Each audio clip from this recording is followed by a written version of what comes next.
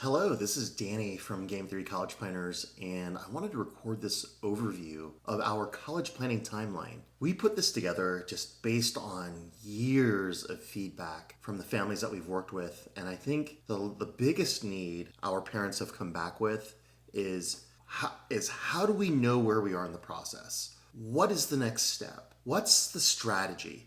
So we've created this timeline in a Gantt format, so it allows you to flex the timeline depending on where your student is. If they're a freshman in high school or if they're a last minute senior, this timeline is going to be an effective tool to manage your college planning process.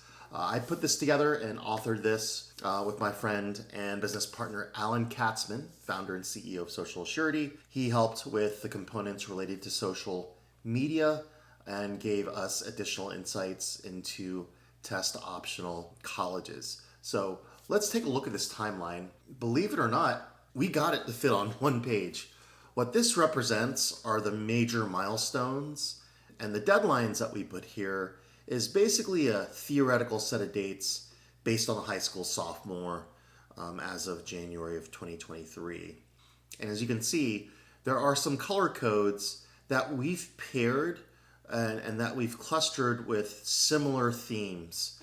And as you can see, whether your sophomore year, senior year, all the way until you leave for college, until your student leaves for college, this timeline just basically covers all the major milestones.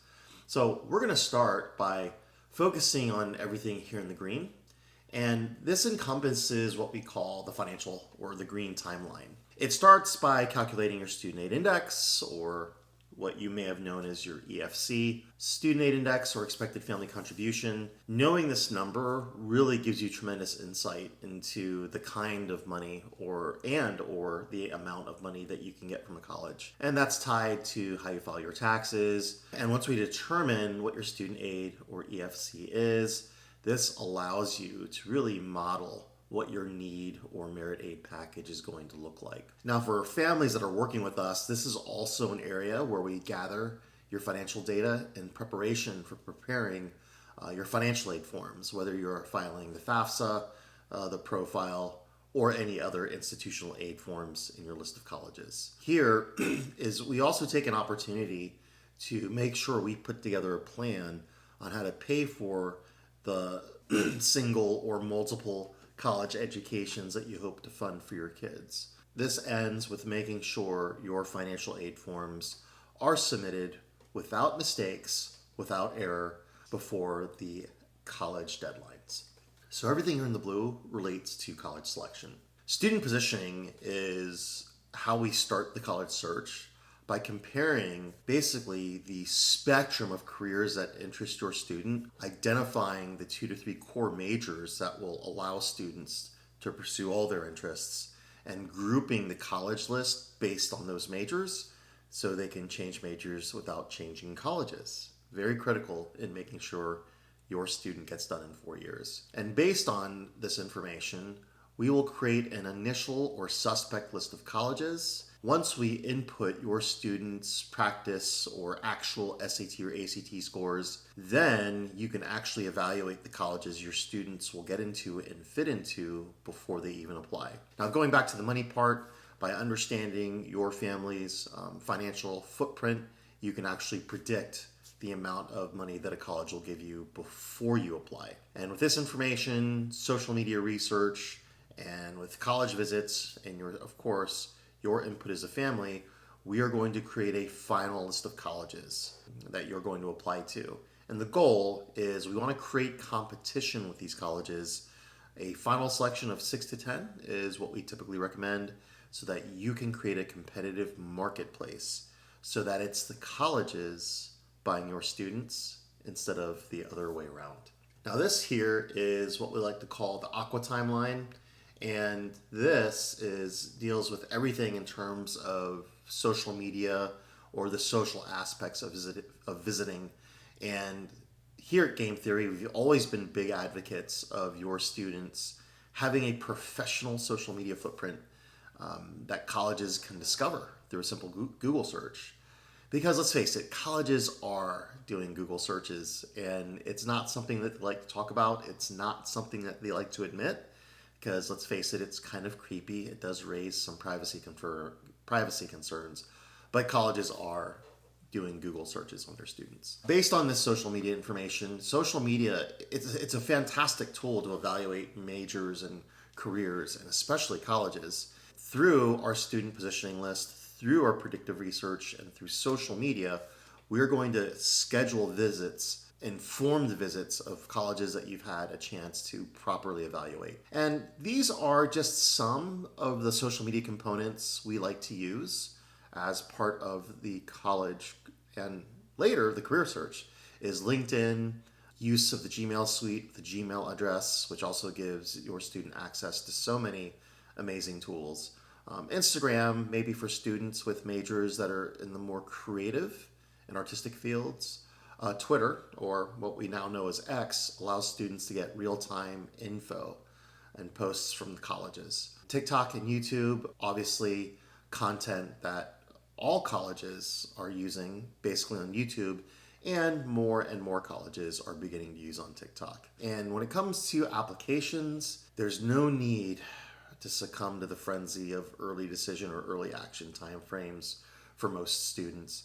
Applications really only need to be submitted by the regular deadline. Common App has made applying to multiple colleges a lot easier. However, showcasing your students' achievements and accomplishments can be limited with the input fields that are provided in the Common App. So we recommend, by having a robust social media presence, instead of trying to cram all of your accomplishments into 150 words, it's a lot easier if you just leave a link to your social media pages that you'd like the colleges to see. And one of the neat byproducts of using social media to research, engage, and communicate with colleges is it leaves behind what we like to call digital breadcrumbs. And this gives colleges visibility to the other colleges that you're considering, which leads to competition, which leads to more choices and increased merit awards.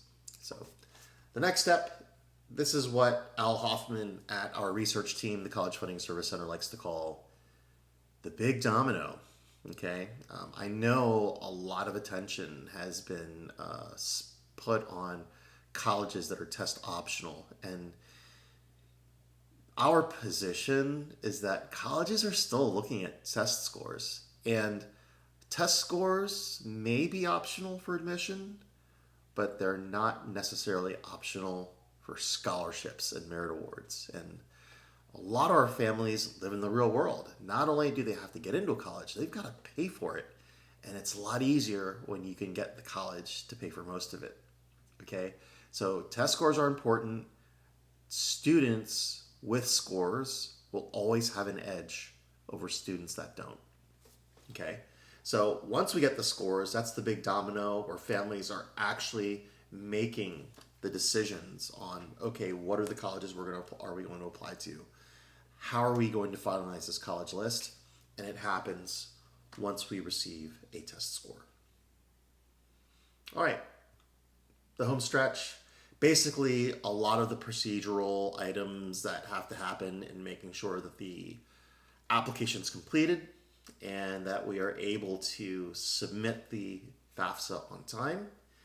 And there's just this odd waiting period that happens, and it makes a lot of families nervous between when you submit your application and your FAFSA and you're just waiting for a decision. And decisions usually happen in two phases from a college, where they notify you of admission, okay? And in some instances, there might be an initial offer of merit aid. But once the FAFSA is evaluated, then as a family, you get the full financial aid package, which usually follows the acceptance letter 3 to 4 weeks later. And once you know where you've gotten in, once you know where your student fits in, and once you know where your student's going to get paid, then you can begin to finalize your decision, and you have until May 1st to make that decision. So Just a quick overview of the timeline. We encourage you to partner with your enrollment manager when it's time to put your own deadlines and due dates. Make a copy that you could stick on the fridge with a magnet so you do not miss a thing.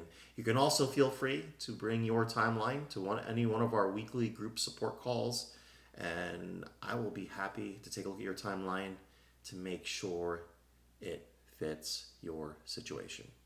Well, can't wait to look at this timeline with you. We wish you luck, and we'll see you on the next one.